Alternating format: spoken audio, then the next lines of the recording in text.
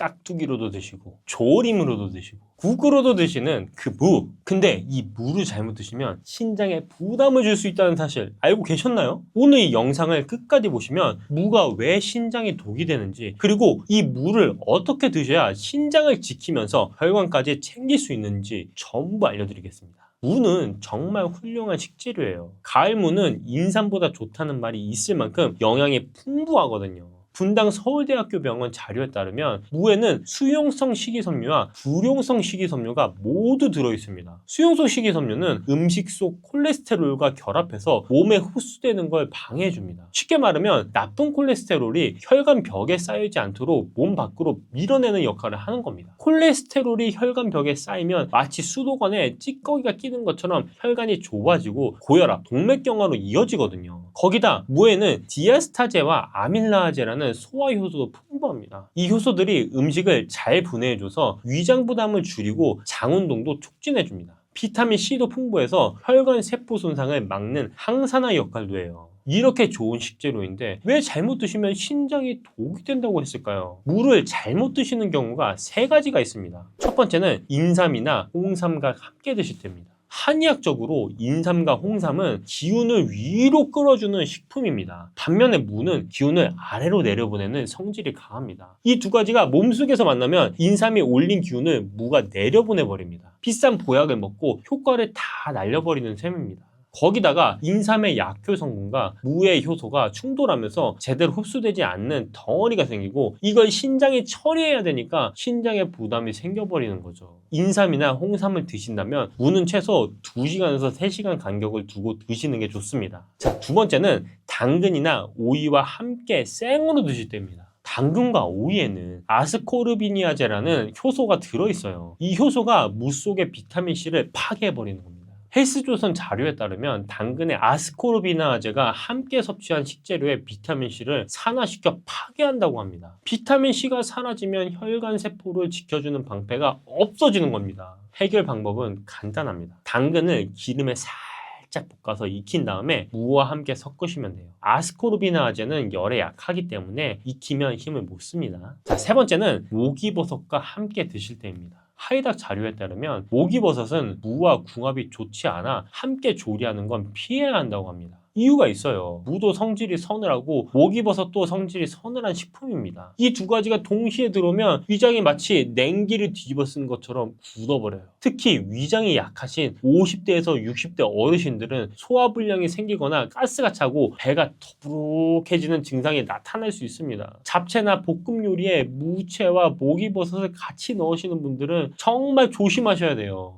여기서 한 가지 제가 여쭤보겠습니다. 신장 관리에 가장 중요한 게 뭐라고 생각하시나요? 많은 분들이 저염식이나 수분 조절을 먼저 떠올리시는데요. 사실 신장 건강의 핵심은 혈관 관리입니다. 신장이 나빠지는 가장 큰 원인이 고혈압과 혈관 손상시키는 거거든요. 신장은 혈액을 걸러내는 기관입니다. 그런데 이 혈관이 좁아지고 딱딱해지면 신장으로 가는 혈류가 줄어들어요. 혈류가 줄어들면 신장세포가 서서히 손상되기 시작하고 결국 신장 기능이 떨어지게 되는 거예요. 반대로 혈관을 건강하게 유지하면 신장으로 깨끗한 혈액이 원활하게 흘러가서 신장도 건강하게 유지될 수 있습니다. 그러니까 신장을 지키려면 혈관부터 관리해야 하는 거예요. 그리고 이 물을 제대로 드시면 혈관 관리에 정말 탁월한 효과를 볼 수 있습니다. 나쁜 콜레스테롤을 낮추고 혈관벽을 보호하고 혈압까지 조절해 주거든요. 자, 그러면 이렇게 좋은 물을 어떻게 드셔야 신장과 혈관을 동시에 챙길 수 있을까요? 지금부터 제가 방법을 알려드리겠습니다. 첫 번째는 고등어 무 조림이에요. 분당 서울대학교 병원 자료에 따르면 무에는 단백질 분해 효소인 프로테아제와 지방 분해 효소인 리피아제가 들어있어서 고등어의 기름진 성분 소화를 도와준다고 합니다. 고등어만 드시면 속이 더부룩하신 분들도 무와 같이 드시면 훨씬 편하게 드실 수 있어요. 거기다가 고등어의 오메가3가 나쁜 콜레스테롤을 낮춰주고 무의 식이섬유가 혈관을 청소해줘서 둘이 만나면 혈관 건강에 정말 강력한 조합이 되는 겁니다. 자, 우리 혈관 건강에 도움이 되는 고등어 무 조림 레시피를 알려드리겠습니다.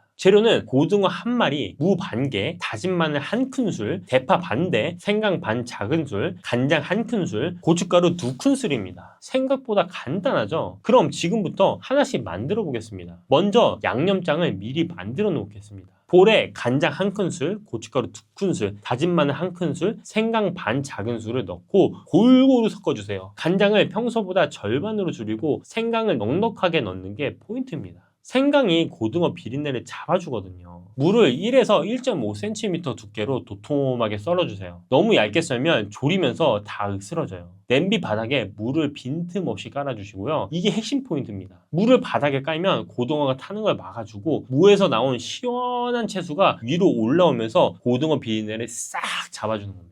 손질한 고등어를 무 위에 얹고 미리 만들어 놓은 양념장을 골고루 펴서 올려주세요. 물 200ml를 자박하게 붓고 처음에는 뚜껑을 연채로 센 불에서 5분 정도 끓여주세요. 비린내 성분은 휘발성이라서 뚜껑을 열어두어야 공기 중으로 날아가거든요.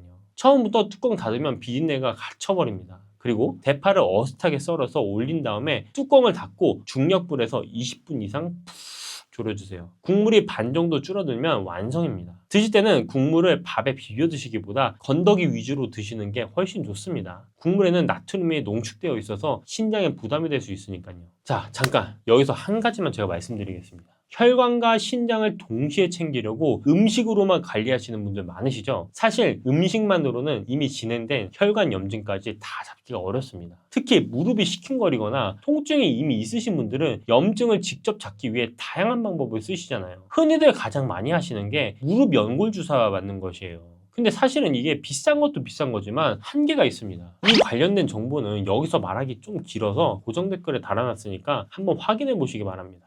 자, 두 번째 레시피 가겠습니다. 무 화물볶음입니다. 무에는 지용성 비타민이 들어있는데 기름 없이 그냥 드시면 흡수가 잘 안 됩니다. 들기름과 함께 드시면 영양소 흡수율이 훨씬 올라가요. 들기름은 오메가3가 풍부해서 혈중 콜레스테롤도 낮추고 위장 점막도 보호해줍니다. 재료는 무 반 개와 들기름 2큰술, 다진 마늘 반 작은술, 소금 반 작은술이에요. 재료가 준비되셨다면 한번 만들어 보겠습니다. 무를 결대로 채를 썰어주세요. 결대로 썰어야 볶을 때 부서지지 않습니다.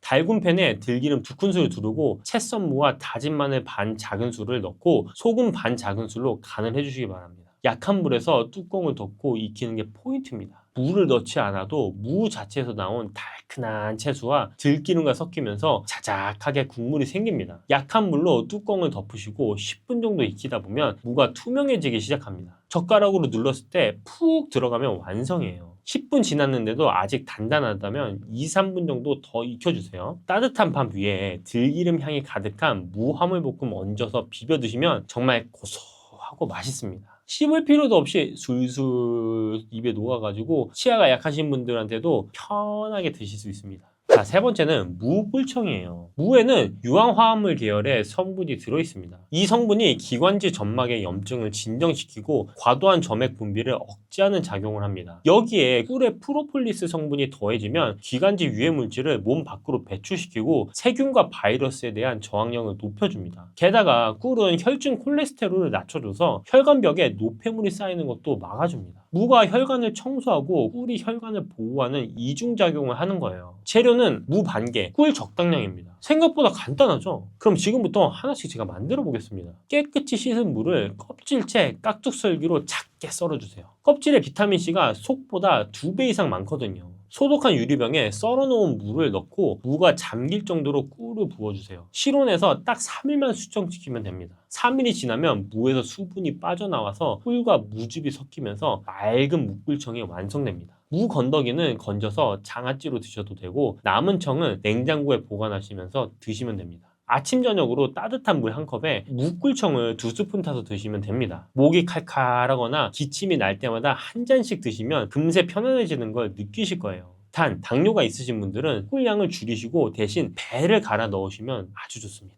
이렇게 잘 어울리는 조리법이 있는 반면에 반대로 주의하셔야 할 것도 있어요. 좋은 무는 어떻게 골라야 할까요? 무를 고르실 때는 이 세 가지만 보시면 됩니다. 첫 번째는 들었을 때 묵직한 느낌이 나는 걸 고르세요. 가볍게 느껴지면 속이 비어있을 수도 있거든요. 자, 두 번째, 표면이 매끄럽고 흰빛이 선명한 걸로 고르세요. 검은 반점이 있거나 주름진 건 신선하지 않습니다. 세 번째는 잎이 붙어있는 무라면 잎이 선명한 초록빛인 걸 고르세요. 잎 색깔이 노랗거나 시들시들 있으면 뿌리도 오래된 겁니다. 요즘 봄에 무가 마트에 많이 나와 있는데요. 봄무는 수분이 많고 단맛이 좋아서 지금 사두시면 딱 좋습니다. 오늘 중요한 내용 제가 딱 정리해 드릴게요. 무는 수용성 식이섬유가 나쁜 콜레스테롤을 몸 밖으로 밀어내고 비타민C가 혈관세포를 보호해줍니다. 신장을 지키려면 혈관 관리가 먼저이고 무를 제대로 드시면 혈관 관리에 정말 좋아요. 단 3가지는 주의해주세요. 인삼과 함께 드시면 약효가 상쇄되고 신장에 부담이 생깁니다. 당근 오이와 생으로 섞으면 비타민C가 파괴돼요. 목이버섯과 함께 드시면 찬 성질이 겹쳐서 위장에 부담이 갑니다. 무를 제대로 드시는 법 3가지. 고등어 무조림, 무화물볶음, 무꿀청이 있죠. 이 내용만 기억하셔도 무가 혈관도 지키고 신장도 지키는 진짜 보약이 됩니다.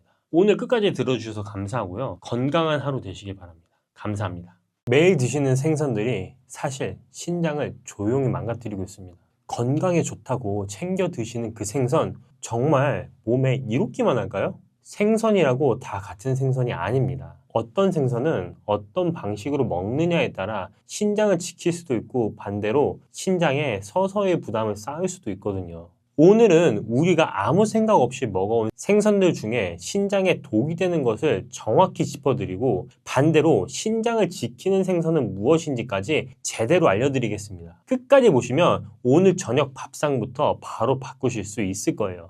생선이 신장에 문제가 되는 건 생선 자체가 나쁜 게 아닙니다. 핵심은 2가지예요. 나트륨과 퓨린. 나트륨은 혈압을 올리고 신장에 직접적인 부담을 줍니다. 신장은 우리 몸의 필터 역할을 하는 기관인데 나트륨이 많이 쌓이면 이 필터가 서서히 막히기 시작합니다. 퓨린은 조금 낯선 단어일 수 있는데요. 쉽게 말씀드리면 특정 음식을 먹었을 때 몸속에서 분해되면서 요산이라는 물질을 만들어냅니다. 서울시 보건연구원에서도 퓨린이 많은 음식을 과하게 섭취하면 요산이 신장에 쌓여 신장 기능에 영향을 줄 수 있다고 밝히고 있을 만큼 신장 건강과 직결된 성분입니다. 특히 여성분들은 더 주의가 필요합니다. 50대 이후에 폐경이 되면서 에스트로겐이라는 여성 호르몬이 급격히 줄어드는데 이 호르몬이 바로 퓨린을 분해하고 요산을 몸 밖으로 내보내는데 중요한 역할을 합니다. 그래서 50대 이후 여성분들은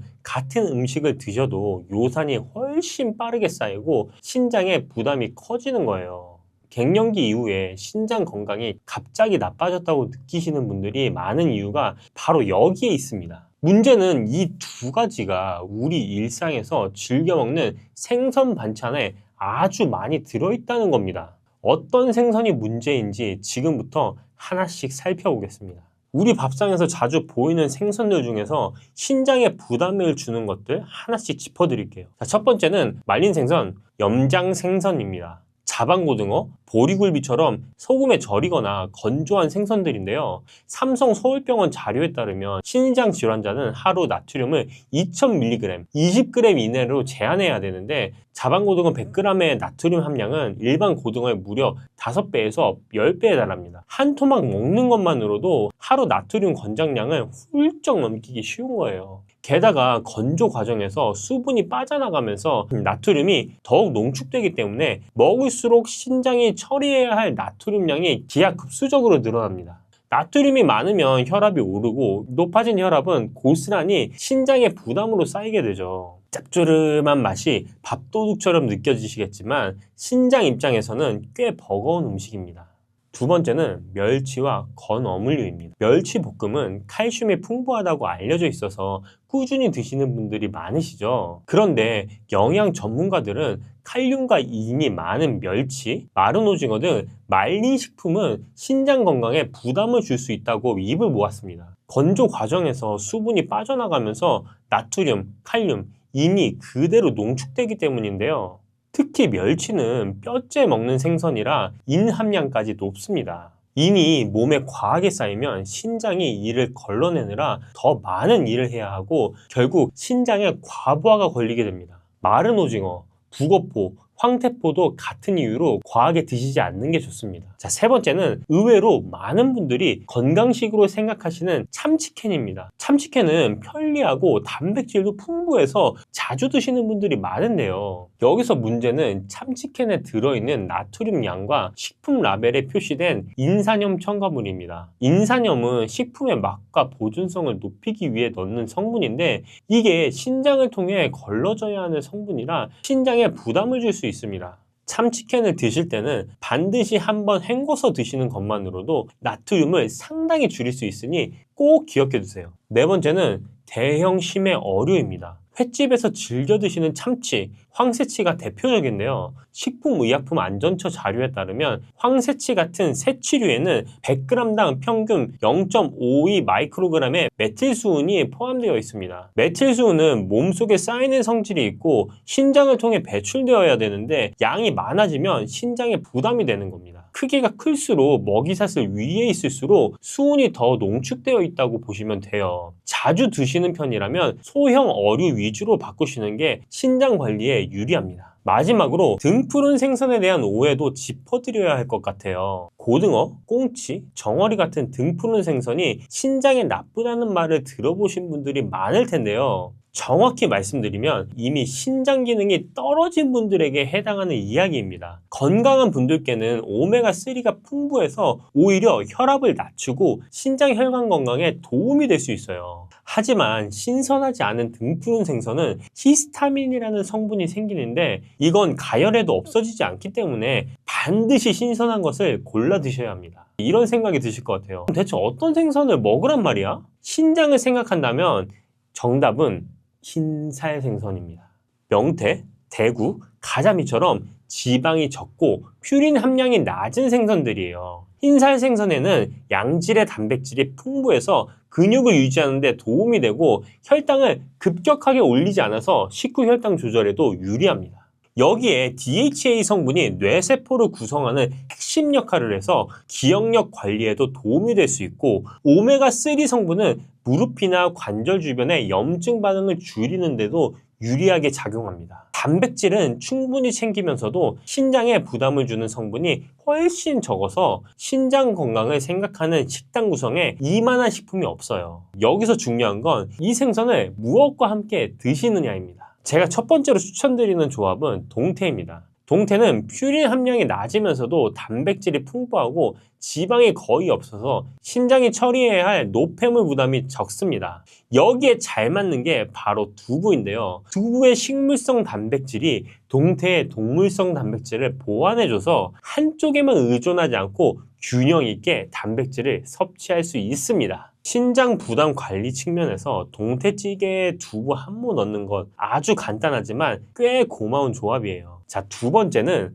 가자미와 함께 먹으면 최고의 조합인데요. 가자미는 칼로리가 낮고 소화가 잘 되는 흰살 생선이잖아요. 위장이 약하신 분들도 부담 없이 드실 수 있어요. 여기에 잘 어울리는 게 바로 미역입니다. 미역에 들어있는 알긴산이라는 성분이 장에서 나트륨을 흡착해 몸 밖으로 내보내는데 도움이 되거든요. 생선 요리를 하다 보면 어쩔 수 없이 간을 하게 되는데 그 소금기를 미역이 잡아줄 수 있다는 거예요. 가자미 구이 옆에 미역국 한 그릇을 드시면 신장을 생각한다면 참 잘 어울리는 한상입니다. 자, 세 번째는 연어입니다. 연어는 등푸른 생선이지만 고등어나 꽁치보다 퓨린 함량이 낮고 오메가3가 풍부해서 혈압을 낮추고 신장 혈관 건강을 관리하는 데 도움이 될 수 있습니다. 미국 국립신장재단에서도 오메가3 지방이 혈중 중성지방을 줄이는데 유리하다고 밝힌 바가 있는데요. 여기에 브로콜리를 곁들이면 더 좋습니다. 브로콜리의 항산화 성분이 신장세포가 산화되는 것을 억제하는데 유리하게 작용하거든요. 연어구이에 브로콜리 한 줌, 신장과 혈관을 동시에 챙기는 식단입니다. 앞서 말씀드렸던 조합들 중에서 오늘 저녁에 바로 만들어 드실 수 있는 레시피 하나를 소개해 드릴게요. 바로 동태 두부 맑은 찌개입니다. 먼저 냄비에 물 600ml를 붓고 무 100g을 다박다박 썰어주세요. 물을 먼저 넣고 끓이는 게 포인트인데 무에서 시원한 국물 맛이 우러나오거든요. 물이 끓어오르면 동태 한 토막 약 150g 정도를 넣고 중불에서 10분간 끓여줍니다. 동태가 어느 정도 익으면 두부 반모 약 150g을 큼직하게 썰어 넣어주세요. 너무 잘게 썰면 찌개를 끓이는 동안 부서지기 쉬우니까 한 입 크기보다 조금 크게 자르시는 게 좋습니다. 마늘 한 작은술, 대파 반대를 어슷하게 썰어 넣고 마지막으로 국간장 한 큰술로 간을 맞춥니다. 소금은 아주 조금만 한 꼬집 정도면 충분해요. 맛도 좋고 영양 만점인 맑은 동태국이 완성됩니다. 짜게 드시면 신장에 부담이 되니까 간은 최대한 싱겁게 맞추시는 게 핵심입니다. 퓨린이 낮은 동태가 신장 부담을 줄여주고 두부의 식물성 단백질이 그 빈자리를 채워줘서 몸에 필요한 단백질은 충분히 챙기면서도 신장이 편안한 한 끼가 됩니다. 이 동태는 원산지가 정말 중요한 생선인데요. 찬 바다에서 잡힌 동태는 수온이 낮은 환경에서 천천히 자라면서 미네랄이 풍부하게 쌓이고 살이 단단하고 잡내가 없습니다. 동해에서는 잡히는 양이 적기도 하고 너무 비싸서 손이 안 가더라고요. 여러 군데를 제가 먹어본 결과 그 중에서 최고로 비슷하고 맛도 영양으로 따졌을 때도 좋은 걸 찾았습니다. 제가 아까 뭐라 그랬죠? 차가운 바다에서 자란 생선이 미네랄이 풍부하고 살이 단단하다고 했잖아요. 러시아산이지만 가격 측면이나 성분 측면이나 아주 좋은 것 같아요. 광고는 아니고 제가 실제로 사 먹은 동태를 아래 링크로 걸어놨으니까 확인해보세요. 살이 차고 풍부함을 느끼실 거예요. 신장 건강 챙기시려는 분들이라면 한번 확인해보세요. 신사생선은 고기보다 소화가 잘 되는 단백질 식품이라서 식사 후에 속이 더부룩하거나 무겁던 느낌이 줄고 식사가 한결 편안해졌다고 하시는 분들이 많아요. 이런 변화들이 쌓이다 보면 자연스럽게 활력으로 이어집니다. 몸이 가벼워지고 피로가 줄면서 일상에서 움직임이 늘고 전보다 덜 지치는 느낌이 든다고 하시는 분들이 많아요. 거창한 변화가 아니라 일상에서 조금씩 몸이 달라지는 게 느껴지실 거예요. 생선은 하루 한 끼, 손바닥 크기 한 토막 정도가 적당합니다. 몇 끼 드실 필요는 없고 일주일에 3번에서 4번 정도 꾸준히 드시는 것만으로도 충분히 도움이 됩니다. 거기에 두부 한 모, 미역국 한 그릇, 브로콜리 한 줌을 곁들이는 것만으로도 신장을 지키는 식단이 완성됩니다. 지금 이 순간에도 여러분의 신장은 조용히 공격받고 있습니다. 아프지도 않고 신호도 없어요.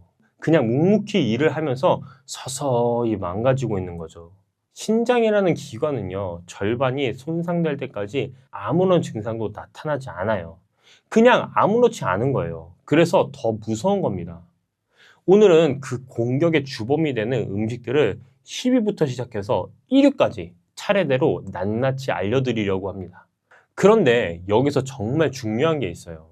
지금 제가 말씀드린 음식들 중에서 어르신들이 매일 드시는 것들이 분명히 포함되어 있거든요. 설마 이게? 라고 생각하실 수도 있어요. 하지만 끝까지 보시고 나면 오늘 저녁 밥상이 다르게 보이실 겁니다. 그럼 10위부터 시작해 보겠습니다. 10위는 튀김류, 패스트푸드, 마가린 이런 고지방 식품들입니다.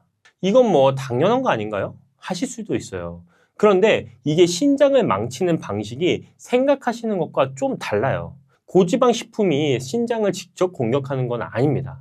대신 아주 교활한 방식으로 신장을 망가뜨려요. 경로를 보시면 이렇습니다. 튀김이나 패스트푸드를 자주 드시면 살이 찌죠. 살이 찌면 혈압이 올라갑니다. 혈압이 올라가면 신장 안에 미세혈관이 손상되기 시작해요. 이게 반복되면 결국 신장이 망가지는 거예요. 직접 공격은 아니지만 결과는 똑같습니다. 여기서 한 가지 더 알아두셔야 할 게 있어요. 신장암의 20% 정도가 비만과 직접적인 관련이 있다는 연구 결과가 있거든요. 비만이 단순히 혈압만 올리는 게 아니라 암까지 연결된다는 겁니다. 그리고 패스트푸드는 지방만 문제가 아니에요. 치킨 한 마리, 햄버거 세트 한 끼를 보시면 고지방에 고나트륨, 거기다 인산 첨가물까지 동시에 들어있어요. 신장 입장에서는 세 방향에서 동시에 공격을 받는 셈이죠. 이게 10위지만 결코 가볍게 보시면 안 되는 이유가 바로 여기에 있습니다. 자, 9위는 멸치, 마른 오징어, 황태, 자반고등어 같은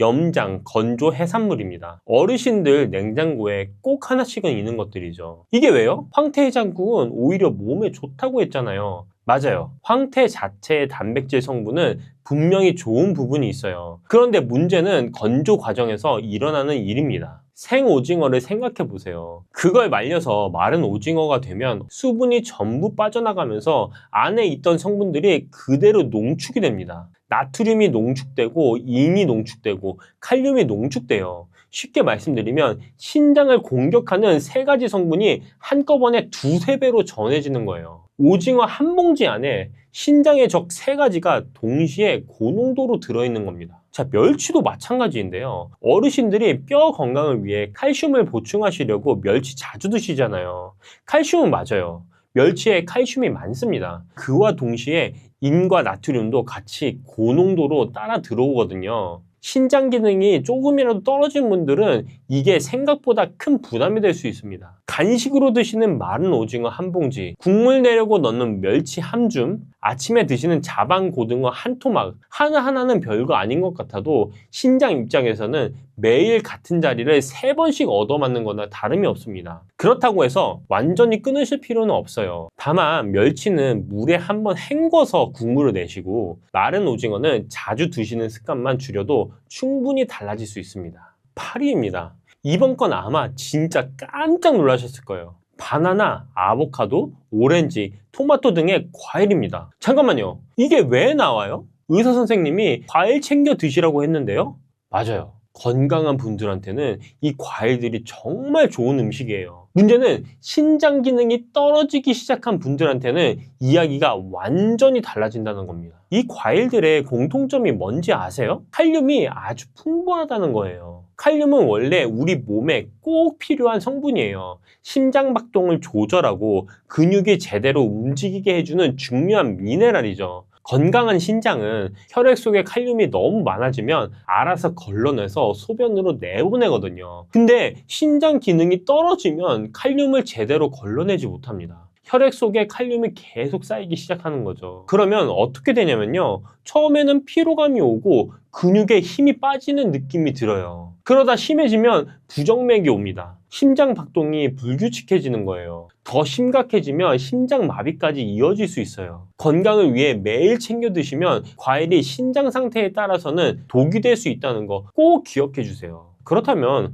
어떻게 하면 될까요? 과일을 아예 끊으실 필요는 없습니다. 칼륨 함량이 상대적으로 낮은 사과나 배로 바꿔보세요. 바나나 1개 대신 사과 반 개, 이것만으로도 신장에 가는 부담이 확 줄어듭니다. 토마토나 감자처럼 칼륨이 많은 채소는 끓는 물에 한번 데쳐서 드시면 칼륨이 물에 빠져나가서 훨씬 안전하게 드실 수 있습니다. 치리도 파리 못지않게 놀라실 겁니다. 치즈, 우유, 견과류입니다. 아니, 이거 진짜 왜요? 골다공증 예방하려고 매일 챙겨 먹는 건데요? 그렇죠. 어르신들이 뼈 건강을 위해 가장 열심히 챙기시는 음식들이에요. 그런데 신장 기능이 떨어진 분들한테는 이게 오히려 역효과가 날 수 있어요. 이 음식들의 공통점은 인, 영어로 포스포러스라는 성분이 풍부하다는 거예요. 이는 원래 뼈를 튼튼하게 만드는데 꼭 필요한 미네랄이에요.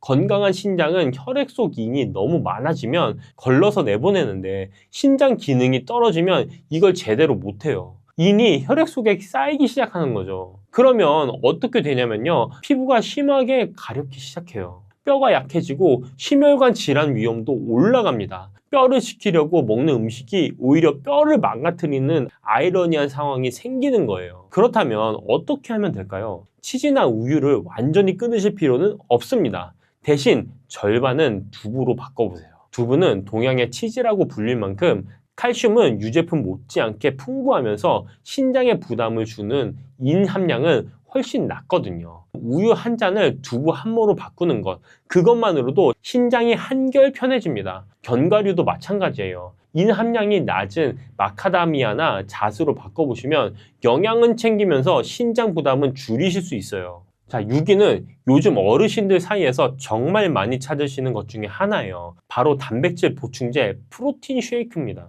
근감소증 예방하려면 단백질 챙겨야 한다고 해서 열심히 먹고 있는데요. 긴감소증 예방에 단백질이 중요한 건 사실이에요. 그런데 여기에 함정이 있습니다. 단백질은 지방이나 탄수화물이랑 달리 분해될 때 질소화합물이라는 노폐물이 생겨요. 이 노폐물을 걸러서 소변으로 내보내는 게 바로 신장이 하는 일이거든요. 이 신장이 건강할 때는 문제없이 처리를 합니다. 근데 신장 기능이 조금이라도 떨어져 있는 분들한테는 이 노폐물이 제때 걸러지지 않고 몸 안에 쌓이기 시작합니다. 이걸 요산이라고 해요. 요산은 날카로운 결정체 형태로 신장 안을 긁고 다니면서 조직을 손상시키는 거예요. 국제신장학회에서는 신장 기능이 떨어진 분들의 하루 단백질 권고량을 체중 1kg당 0.8g으로 정해놓고 있습니다. 몸무게가 60kg이신 분이라면 하루 48g이 기준인 거죠. 프로틴 쉐이크 한 잔에 단백질이 20에서 30g이 들어있거든요.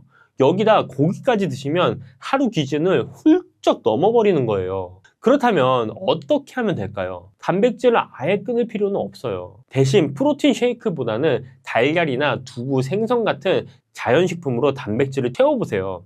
자연식품은 보충제보다 신장에 가는 부담이 훨씬 적거든요. 단백질을 한 번에 몰아서 드시는 것보다 세끼에 골고루 나눠서 드시는 게 신장 입장에서는 훨씬 편합니다. 그래도 단백질 음식을 꼭 많이 챙겨 드셔야 하겠다, 고기를 빠뜨릴 수 없다 하시는 분들은 식후에 20분 이상 걷기나 계단 오르기를 꼭 해주세요.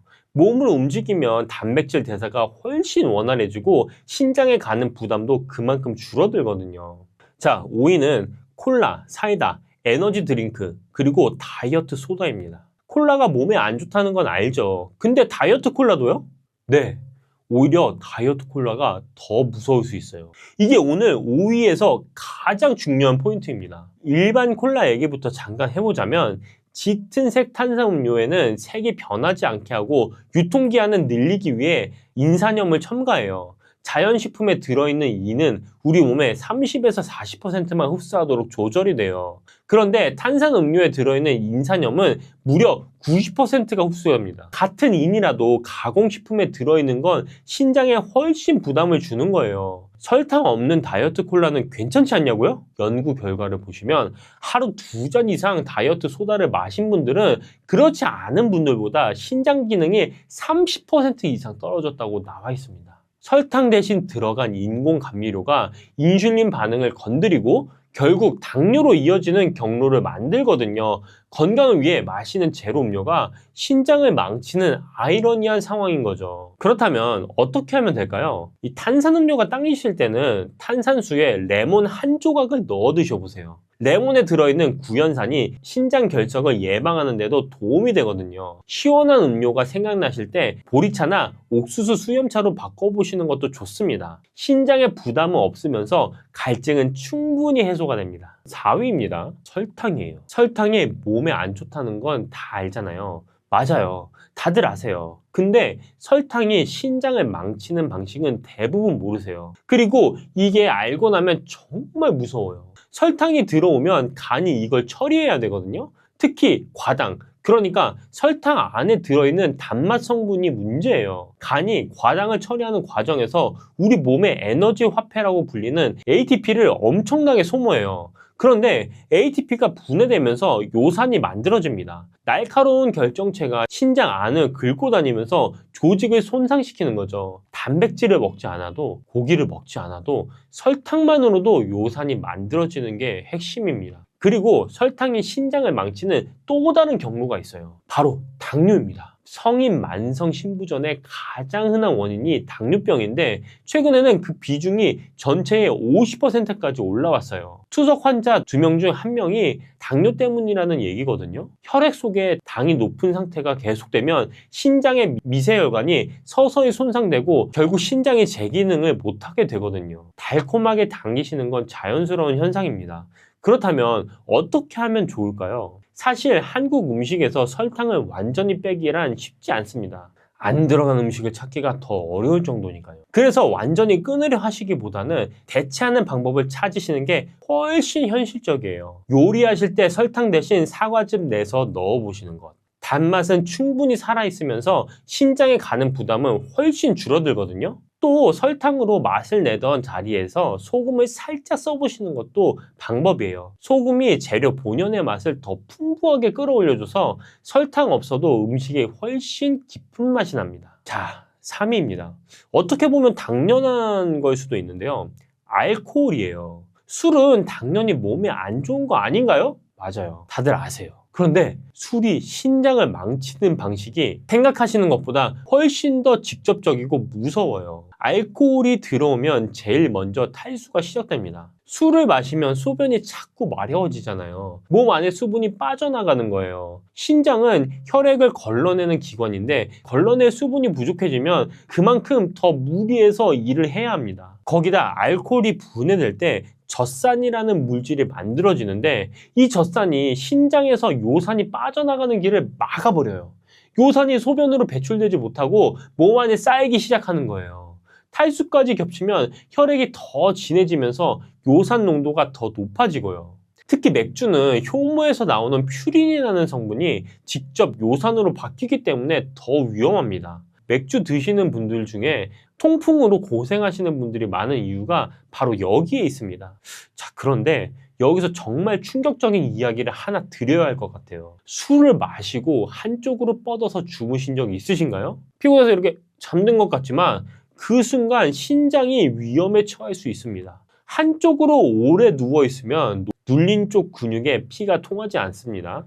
그러면 근육이 파괴되면서 독소가 한꺼번에 혈액으로 쏟아져 나오는데 이걸 황문근 융해증이라고 해요. 이 독소를 신장이 한꺼번에 다 걸러내야 하는 거예요. 이게 급성 신부전으로 이어질 수도 있고 급성 신부전은 사망률이 20%에 달합니다. 술 한 잔이 이런 결과로 이어질 수 있다는 겁니다. 자, 그렇다면 어떻게 하면 좋을까요? 술자리를 완전히 피하기 어려우신 분들은 술을 마시는 동안 물을 한 잔씩 번갈아 드셔보세요. 탈수를 막는 것만으로도 신장 부담이 크게 줄어들거든요. 그리고 술을 드셨을 때는 절대 한쪽으로 뻗어서 주무시면 안 됩니다. 이것만 기억하셔도 신장을 지키시는데 큰 도움이 됩니다. 자, 2위입니다. 햄, 베이컨, 소세지, 어묵, 육포. 우리 밥상에 정말 자주 보이는 것들이죠. 이게 2위나 돼요? 네, 2위입니다.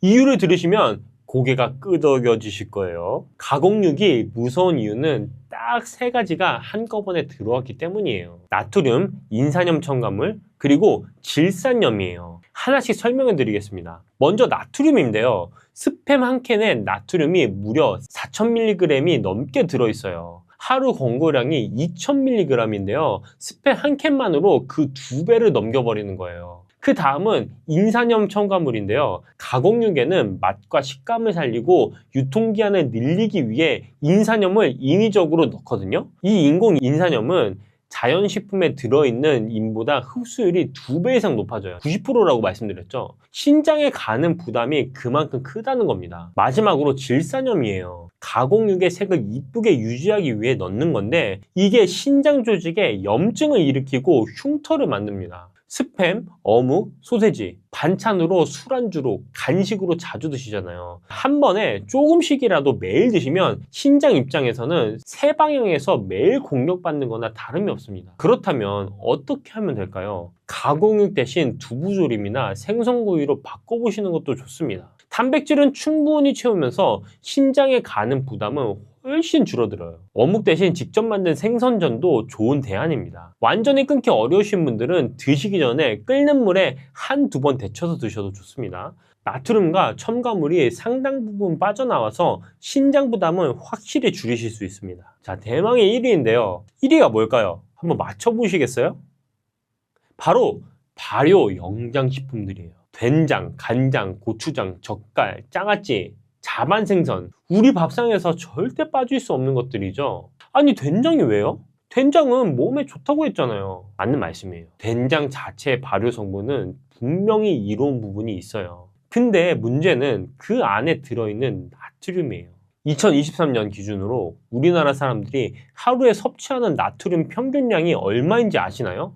3136mg입니다. 세계보건기구 WHO에서 하루 권고량으로 정해놓은 게 2000mg인데 그것의 무려 1.6배를 매일 먹고 있는 거예요. 그럼 이 나트륨이 신장을 어떻게 망치는지 설명해 드리겠습니다. 나트륨이 과도하게 들어오면 우리 몸은 갈증을 느끼고 물을 더 마시게 돼요. 체내에 소금과 물이 동시에 늘어나는 거죠. 자연스럽게 혈압이 올라가고요. 그리고 높아진 혈압이 신장 안에 있는 아주 가느다란 미세혈관에 직접적으로 압력을 가합니다. 이게 수십 년 반복되면 신장이 서서히 굳어가고 기능을 잃어가는 거예요. 더 무서운 건 이게 얼마나 빠르게 쌓이느냐예요. 젓갈 한 스푼, 된장찌개 한 그릇이면 하루 나트륨 권고량의 절반이 넘어버려요. 거기다 김치에, 국에, 반찬에 한 끼만 드셔도 이미 하루 기준량을 훌쩍 넘는 경우가 대부분입니다. 그렇다면 어떻게 하면 될까요? 된장찌개를 아예 끊으실 필요는 없습니다. 국물을 절반만 남기시는 것부터 시작해 보세요. 간장이나 소금으로 간을 하실 때는 넣기 전에 먼저 한번 맛을 보시는 습관만 들이셔도 나트륨 섭취량이 눈에 띄게 줄어들거든요. 그리고 국이나 찌개를 끓이실 때 다시마 멸치 육수 대신에 무나 양파 육수를 써보세요. 나트륨 없이도 깊은 맛은 충분히 나면서 신장 부담은 확 줄어듭니다. 자, 오늘 10위부터 1위까지 신장을 망치는 음식들 쭉 살펴봤는데 어떠신가요? 설마 이게?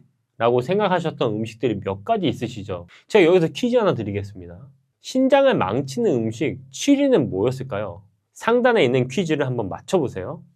오늘 제가 드리고 싶은 말씀은 이거예요. 이 음식들을 당장 다 끊으세요. 이게 아닙니다. 현실적으로 불가능하기도 하고 먹는 즐거움을 다 포기하면서까지 살 필요는 없잖아요. 10위부터 1위까지 제가 순위마다 드린 작은 팁 하나씩만 실천해보세요. 작은 것 하나가 10년 뒤에 내 신장을 지켜줍니다.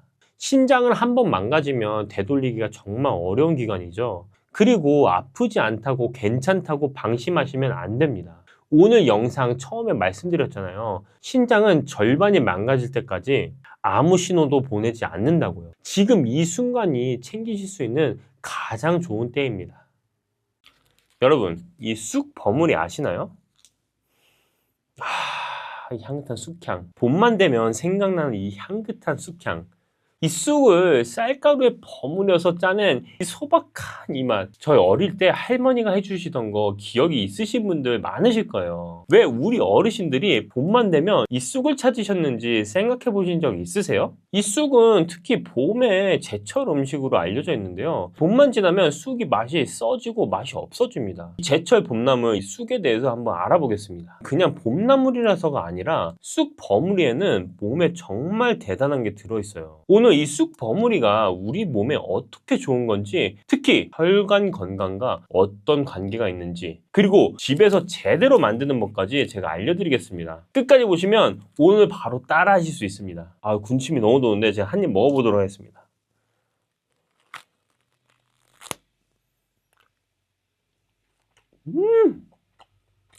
짭짤하고 쑥향이 아주 가득합니다. 이 쑥 버무리는 크게 두 가지 재료로 만들어져 있어요. 아까 말씀드린 것처럼 쑥이랑 쌀가루, 이 두 가지가 각각 어떻게 좋은 건지 제가 먼저 말씀을 드리겠습니다.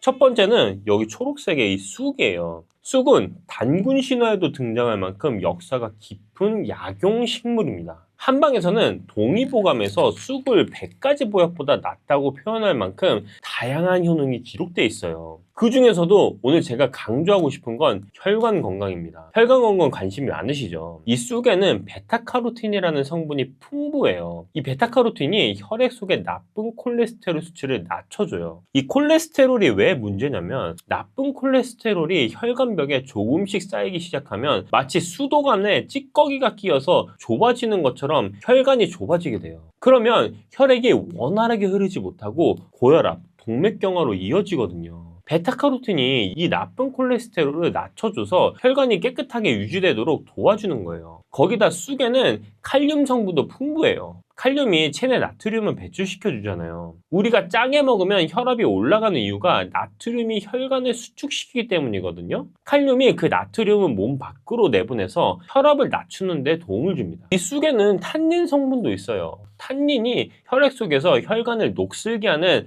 과산화지질이 쌓이는 걸 막아줍니다. 이게 쌓이면 혈관세포가 노화되고 동맥경화로 이어지거든요. 탄닌이 이걸 차단해주는 역할을 해요. 거기다가 이 쑥에는 철분, 칼슘, 비타민C까지 풍부합니다. 철분은 빈혈 예방에 좋고 칼슘은 뼈 건강에 도움이 되고 비타민C는 면역을 높여줘요. 이렇게만 들어도 쑥이 왜 보약이라고 불렸는지 이해가 되시나요? 이 쑥 버무리의 효능은 여기서 끝이 아닙니다. 두 번째, 쌀이 있습니다. 쌀은 기본적으로 소화가 잘 되고 속이 편한 식품이에요. 밀가루 음식처럼 속이 더부룩하지 않고 기름진 음식처럼 느끼하지도 않습니다. 위장 자극이 거의 없어서 위장이 약하신 분들도 부담 없이 드실 수 있어요. 자, 쑥과 쌀에 대해서 말씀드렸죠.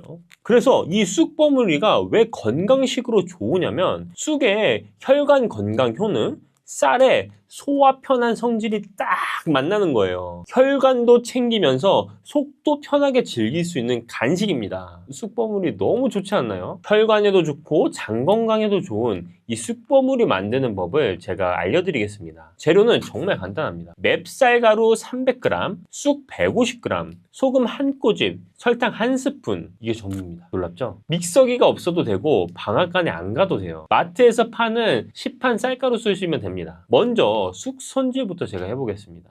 쑥은 찬물에 10분 정도 담가서 살살 흔들어 씻어주세요. 흙이나 이물질이 빠져나오거든요. 건져서 물기를 최대한 빼주세요. 여기서 포인트가 있습니다. 물기를 완전히 다 빼는 것보다 살짝 남아있을 때 쌀가루를 버무리면 쌀가루와 쑥이 잘 붙습니다. 쑥이 준비되셨으면 이제 쌀가루입니다. 맵쌀가루에 소금 1꼬집, 설탕 1스푼 정도 넣고 골고루 섞어주세요. 이제 쑥을 쌀가루에 넣고 골고루 버무려 주시면 됩니다. 이름이 버무리인 이유가 바로 이겁니다. 쑥을 쌀가루에 버물버물 묻혀주시는 거예요. 버무리다 보면 쑥향이 손에서도 나기 시작해요. 온 집안이 쑥향이 퍼지는 거거든요. 자, 이제부터 이 쑥 버무리 찌시면 되는데요. 찜기에 면포를 하나 깔아주세요. 버무린 쑥을 자연스럽게 겹겹이 쌓아 올려주시면 됩니다. 여기서 중요한 게 하나 있습니다. 손으로 꾹꾹 누르지 마세요. 수북하게 쌓인 것 같지만 익으면서 자연스럽게 줄어들어요. 눌러버리면 사이사이 공간이 없어서 김이 잘 통하지 않습니다. 뚜껑에 맺힌 수증기가 쑥 버무리 위로 떨어지지 않도록 면포로 뚜껑을 감싸주시고요. 이 김이 오른 냄비에 찜기를 올리고 센 불로 20분 쪄주세요. 불을 끄고 5분 정도 뜸을 들여주시면요. 열어보시면 딱 먹기 좋게 이렇게 익어 있습니다. 맛은요, 제가 한번 다시 한번 먹어보겠습니다.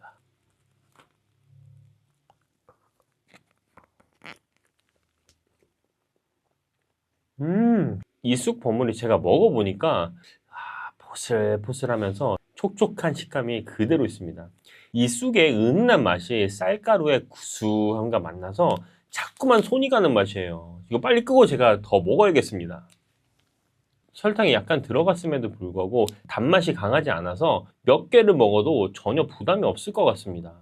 팥이나 콩을 바닥에 깔거나 대추를 고명으로 올리면 고급스럽게 드실 수 있습니다. 저 같은 경우는 여기 팥을 약간 넣었는데 먹었을 때 그 달고 쑥의 그 향과 팥에 씹히는 그런 맛이 굉장히 맛있게 느껴졌어요. 자, 여기서 제가 한 가지만 더 말씀드리겠습니다. 이 쑥 버무리처럼 쑥을 더 간편하고 맛있게 즐기는 방법이 따로 있습니다. 자, 고정 댓글에 제가 올려뒀으니까 한번 확인해 보시면 좋을 것 같습니다. 이 쑥 버무리를 더 건강하게 즐기는 방법도 있어요. 쑥 버무리를 드실 때 같이 드시면 더 좋은 게 있습니다. 자, 첫 번째는 귤이나 오렌지 같은 비타민C 풍부한 과일들입니다.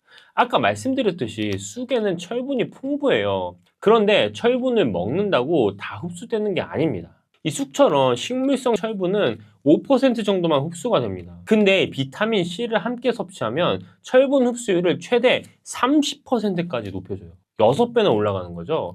그래서 쑥 버무리 드실 때 귤 한두 개 정도 곁들이시면 쑥의 철분이 훨씬 잘 흡수됩니다. 귤이 없으시면 방울토마토도 좋습니다. 토마토는 비타민C와 유기산이 풍부해서 철분 흡수를 도와줍니다. 자, 그리고 두 번째는 쑥차예요. 쑥 버무리 드시면서 남은 쑥으로 쑥차 한 잔 곁들이시면 쑥의 시네올 성분이 소화를 도와줘서 쑥 버무리가 속에 더 편하게 내려갑니다. 쑥차는 말린 쑥 한 줌을 뜨거운 물에 넣고 5분 정도 우려내시면 됩니다. 반대로 쑥 버무리 드실 때 피하셔야 할 것도 있습니다. 커피나 녹차는 꼭 피해주세요. 커피나 녹차의 탄닌 성분이 철분 흡수를 방해합니다. 심한 경우에는 철분 흡수가 최대 90%까지 줄어든다는 연구 결과도 있어요. 쑥 버무리 드신 후에 최소 1시간, 2시간은 커피나 녹차를 피하시는 게 좋습니다. 자, 주의사항도 말씀드릴게요. 쑥은 성질이 따뜻한 식품입니다. 평소 몸에 열이 많으시거나 얼굴이 자주 달아오르는 분들은 과다 섭취를 조심하세요. 위장이 약하신 분들은 공복보다는 식사 후에 드시는 게 속이 편합니다. 임산부 분들은 자궁 수축 효과가 있을 수 있어서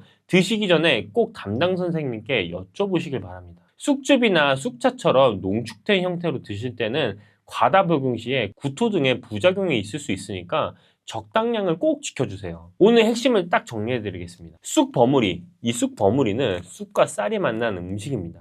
이 쑥의 베타카로틴은 나쁜 콜레스테롤을 낮추고 고혈압, 동맥경화 예방에 도움이 돼요. 칼륨은 나트륨을 배출해서 혈압 조절에 좋고요. 탄닌은 혈관 노화를 늦춰줍니다. 철분, 칼슘, 비타민 C까지 풍부해서 면역력, 뼈 건강, 빈혈 예방에도 좋습니다.